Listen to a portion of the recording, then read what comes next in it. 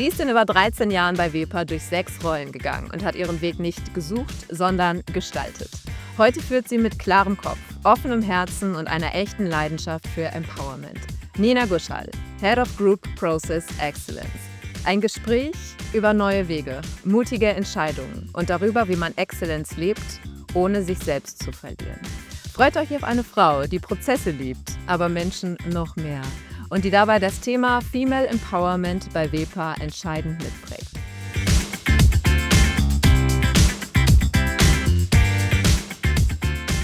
Nina, herzlich willkommen. Wie schön, dass du da bist in der nächsten Folge unseres Tissue Talks. Ich freue mich sehr drauf. Wir haben viele Themen zu besprechen. Ja, ich freue mich auch sehr. Bin schon ganz gespannt. Lass uns ganz vorne anfangen, denn du hast viele Jahre schon hier bei Wepa verbracht.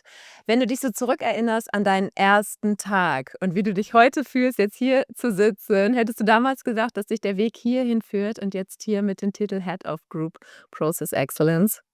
Nein, absolut überhaupt und gar nicht.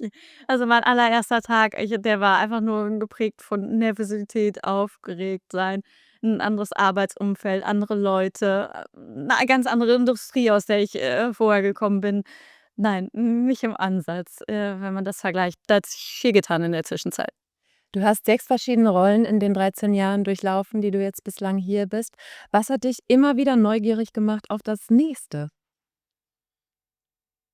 Einfach die Chancen, die mir geboten worden sind die Unterstützung, die ich von meinen, Kollegen und Vorgesetzten bekommen habe, auch total wandelbar zu sein und auch für mich selber neue Bereiche entdecken zu können. Das fand ich einfach immer spannend und da war immer irgendwie noch was Weiteres, in das man noch mal tiefer einsteigen konnte und ja, das hat mir so viel Spaß gemacht, dass ich einfach nicht aufhören kann. Man kann ja sagen, du bist heute in einer Position, die du so gar nicht vorhergesehen hast, vielleicht auch gar nicht geplant hast. Also diesen Karriereweg, den du jetzt gehst, den bist du sprichwörtlich wirklich gegangen und hast ihn nicht, ja, strukturiert vorher geplant. Gab es irgendwie so einen Moment, wo du dann heute im Rückblick sagst: „Okay, wow, das ist jetzt wirklich eine ganz, ganz andere Ebene, ein ganz anderer Weg, als ich gedacht hätte vorher?“ Also, natürlich, war das vor allen Dingen das gewohnte Feld. Ich habe ja ein kleines Buchhalterherz, das zu verlassen und dann aus dem Bereich rauszusteigen und wirklich den Schritt zu gehen, ich mache was ganz anderes. Das war auf jeden Fall, ja, schon ein großer entscheidender Schritt für mich, ähm, den ich so rückblickend dazu identifizieren würde als einer der wichtigsten. Ja. Ja. Wenn du's jetzt noch mal für dich selber so skizzieren kannst, was sind diese 6 Positionen genau? Also, nimm uns mal so 'n bisschen mit scheibchenweise auf den Weg, der dich bis jetzt, bis heute geführt hat. Ja, ich bin, als Buchhalterin angefangen, habe in der Hauptbuchhaltung gearbeitet, ähm, hatte dann die Chance auch, irgendwann die Leitung der Hauptbuchhaltung zu übernehmen. Wir haben uns halt um Monats-, Quartals-, Jahresabschlüsse gekümmert, alles, was damit zusammenhängt. Und da entwickelte sich schon so ganz langsam, eine gewisse Affinität zu den Prozessen. Und, hatte dann die Chance, mich halt gruppenweit um die Finanzprozesse zu kümmern, und da auch an Optimierungen zu arbeiten.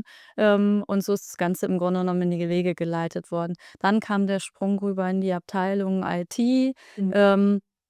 ähm, wo wir uns dann wirklich ganzheitlicher um das ganze, Thema Prozesse gekümmert haben. Und von da aus ging es dann weiter zum, komplett neuen Team aufbauen, 'n ganz neuen Fachbereich aufbauen, den ich halt heute verantworten darf. Super spannend, auf jeden Fall. Hast du irgendwie so einen Moment, wo du, heute weißt oder wo du damals vielleicht auch schon direkt gedacht hast: „Okay, das ist jetzt hier richtig spannend für mich. Hier kann ich wirklich was bewegen“, was so dein Herz hat höher schlagen lassen? Das war schon relativ am Anfang. Das war gerade eine sehr wirtschaftlich schwierige Phase, in der wir uns grundsätzlich befunden haben. Und es gab viel Veränderungen auch in der WEPA. Und ich habe gemerkt, mit Fleiß, mit Engagement, mit Willen, ja, kann man hier was erreichen, kann man was dazu beitragen. Mhm. Ja, und auch sein eigenes Herzblut in die Vipa mit einbringen. Mhm. Das war schon wirklich, wenige Monate, würde ich sagen, nachdem ich hier angefangen habe. Voll schön, ja. Wenn ich mir jetzt deinen Blick so mal oder deinen Weg vom inneren Auge noch mal so Revue passieren lasse, wenn ich jetzt schaue, okay, Buchhaltung, dann IT und jetzt in diese Führungsposition, das ist ja ein ungewöhnlicher Weg, den du da so für dich gegangen bist. Fühlt sich das oder gab es Momente, die sich im ersten Moment verrückt oder mindestens mutig angefühlt haben, so für Ja, ich muss da, glaube ich, noch mal auf diesen Punkt eben der Wechsel gerade eben halt aus der FIBO in die IT rein. Ich weiß noch, wie ich das zu Hause erzählt habe und, mein Papa vor mir saß und sagte: „Das hast du doch gar nicht gelernt. Wie kannst 'n das machen?“ Und, da wurde es mir selber auch noch mal so ganz klar: „Irgendwie machst du gerade was ganz Verrücktes, was völlig Ungeplantes, aber, ja, trotzdem auch was Mutiges und was Gutes.“ Und es hat ein bisschen gedauert, bis ich das Papa erklärt ja, aber es, hat anscheinend ganz gut funktioniert. Process Excellence, das klingt für mich auch immer 'n bisschen nach Excel, muss ich so sagen, ne? Aber wenn du's jetzt nehmen wir mal deinen Papa jetzt grade. Wie erklärst du deinem Papa, was ist Process Excellence? Was ist dein Job? Was machst du? Das ist eine sehr gute Frage und das muss ich tatsächlich auch recht oft erklären. Grundsätzlich geht es darum, Prozesse zu optimieren. Es ist aber nicht, ich gehe zu irgendwem hin und sage ihm, „Hey, du machst das falsch“ oder „Du kannst das so und so besser machen.“ Ganz im Gegenteil, wir konzentrieren uns sehr viel auf die crossfunktionalen Schnittstellen, wann es darum geht, auch über das eigene Silo, über das eigene Team hinaus mit anderen Teams in die Kommunikation zu treten, Informationen auszutauschen. Wie kann das reibungsloser funktionieren? Was hat der eine an Informationen, was braucht, die andere vielleicht an Informationen? Also, das ist, grade so Schnittstellenarbeit, ist ganz viel, was wir eigentlich in der Prozessoptimierung letztendlich machen, Ja. und schauen, dass da alle Bestandteile bestmöglich möglichst effizient irgendwie zusammen, arbeiten. Was reizt dich daran, so Prozesse richtig gut zu machen?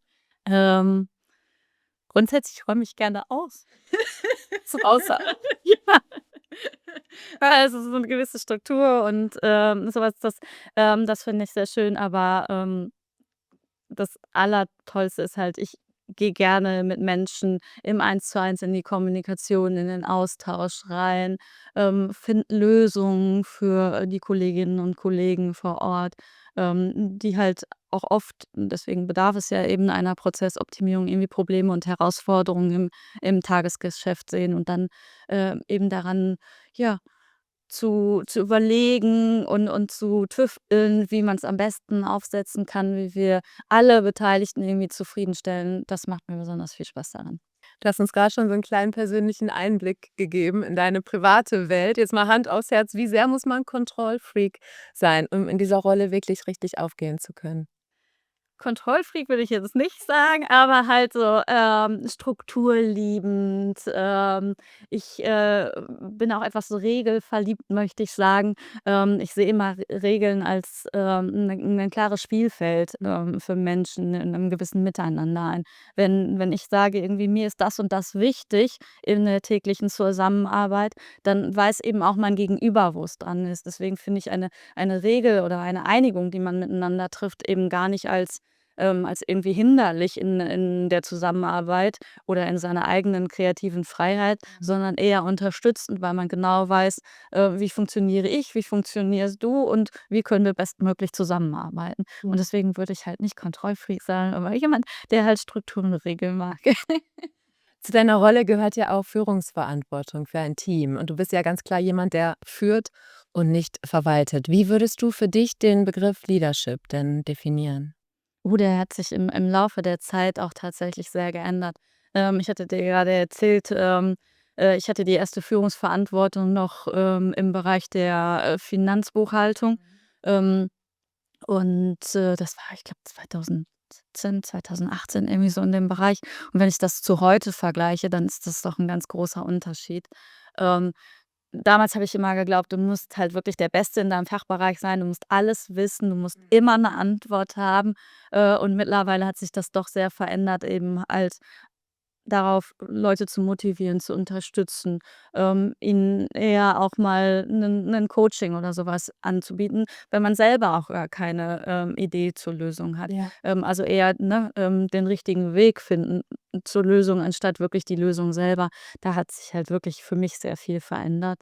Eben auch den Mitarbeitern zu vertrauen, viel mehr Freiheit zu geben, und eben halt nicht dieses Boss-Modell zu fahren, sondern wirklich eher als ja, als Unterstützer, als, Ja. großer Supporter. Was hilft dir da persönlich so, den Blick auf die Menschen immer beizubehalten? Hast du da so Tricks oder, vielleicht gibt es da auch eine gewisse Struktur oder 'n Prozess, den du für dich etabliert hast? Ah, wenn ich das jetzt auch noch erzähle.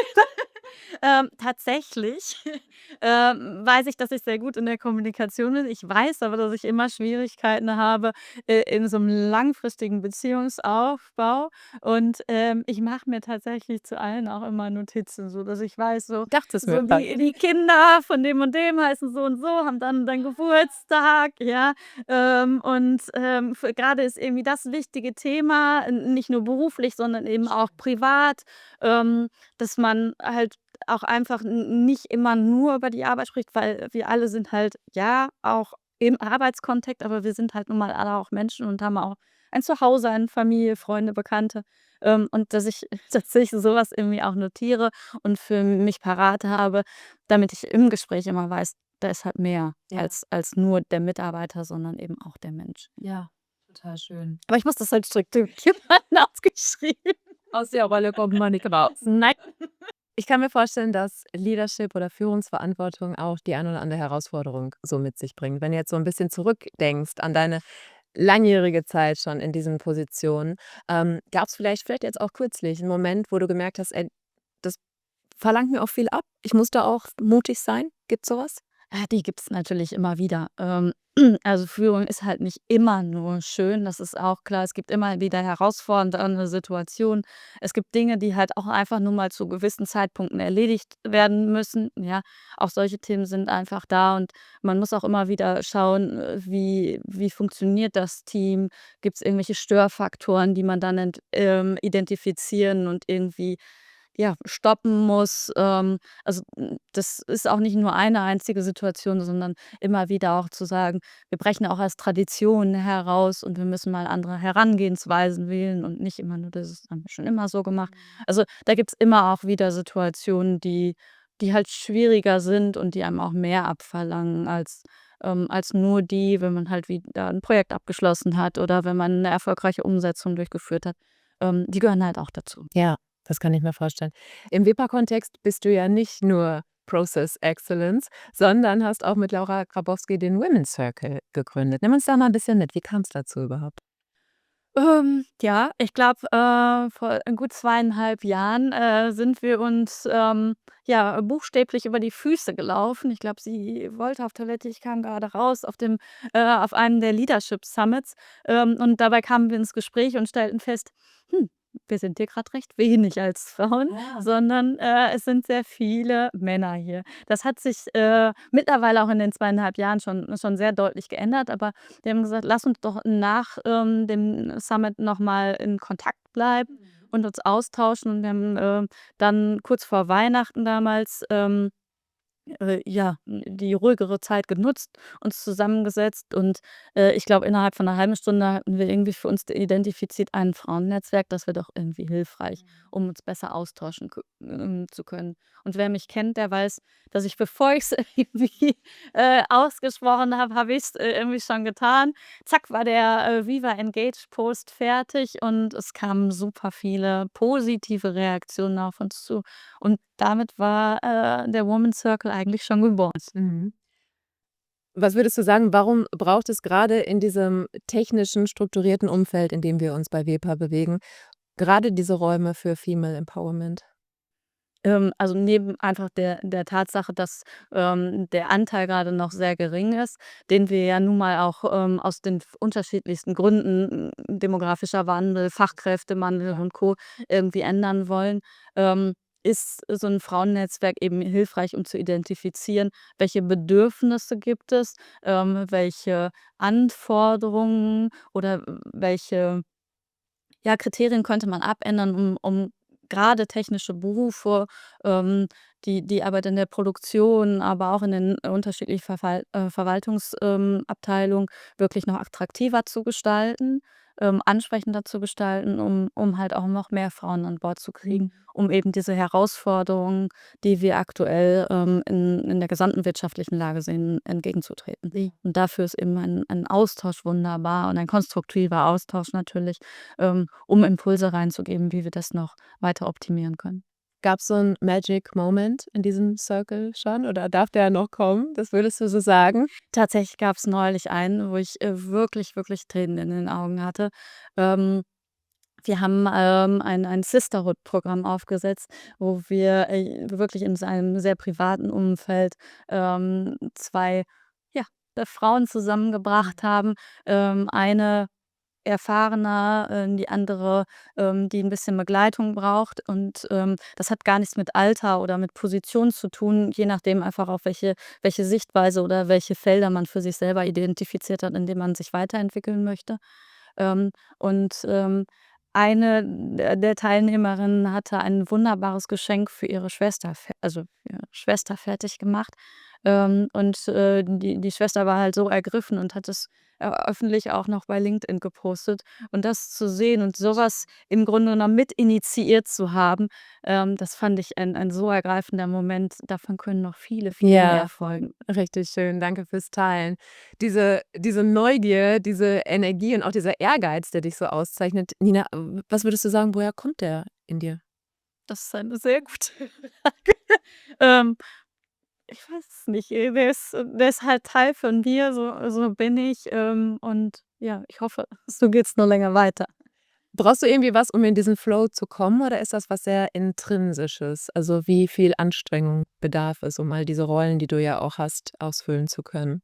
Grundsätzlich würde ich sagen, das ist, sehr intrinsisch, aber für mich ist halt auch, Stress wirklich eher ein Antriebsfaktor, ja, und ich weiß, wenn ich irgendwie nach einem durchgetakteten Arbeitstag, in dem, ich viel erreicht habe, in dem wir viel besprochen haben, umgesetzt haben, geplant haben, gehe ich halt wirklich einfach nur happy nach Hause und eher weniger erschöpft oder, ja, irgendwie mit weniger Energie, sondern eher sogar mit viel mehr Energie. Ja, Ja.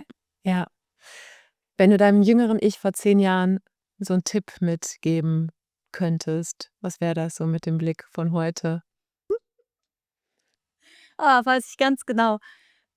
Ich bin ein fürchterlich ungeduldiger Mensch und ich würde meinem jüngeren Ich gerne sagen: „Sei etwas geduldiger. Es kommt alles, wie es kommt und, ja, lass dir selber auch die Zeit dafür.“ Ja. Gibt's einen Satz, den du selber gerne hörst und aber auch im Umkehrschluss auch gerne selber sagst?